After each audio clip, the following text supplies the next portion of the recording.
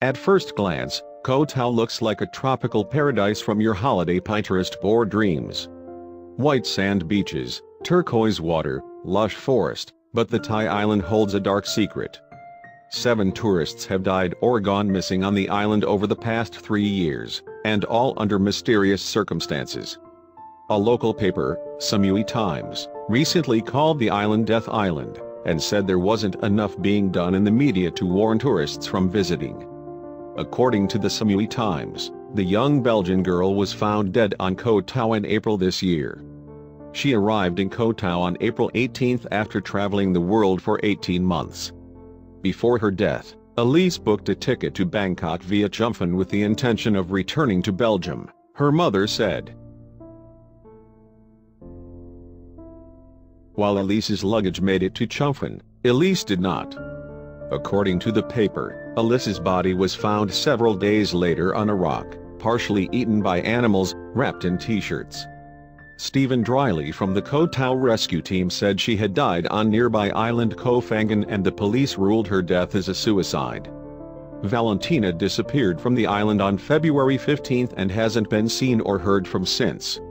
When staff of her accommodation checked her room a few days after her disappearance, they found she had left her mobile phone, passport and camera behind. Furthermore, the investigation into her disappearance took nearly 2 weeks to be instigated by local authorities. Australian lawyer, Ian Yarwood wrote, "Koh Tao can be paradise but it can also be extremely dangerous for the unwary." Koh Tao first hit UK headlines in 2014 after 2 British backpackers, Hannah Witheridge and David Miller, were found murdered on a beach. Hannah was raped before she was murdered. 2 Myanmar migrants were accused and convicted of the pair's murder and have since been sentenced to death. Hannah and David's friend, Sean McKenna, fled the island soon after the killings as he alleged he had been threatened by the local mafia. Sean wrote on his Facebook page at the time, "Thai mafia are trying to kill me. Please help me." He also told The Telegraph, "They just said to me, 'It was you who killed them. You've got 2 people's deaths on your hands. We know it was you. You're going to hang yourself tonight and we are going to watch you hang. You will die tonight.'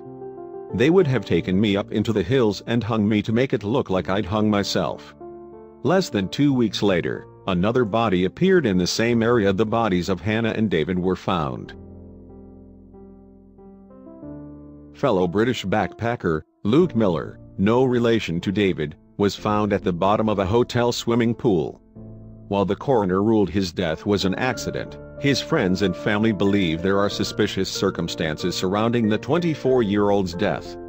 Luke was traveling with pal James Gissing, whose sister Nihola posted this on Facebook after Luke's body was found. "Our friend was murdered in Koh Tao on January 8.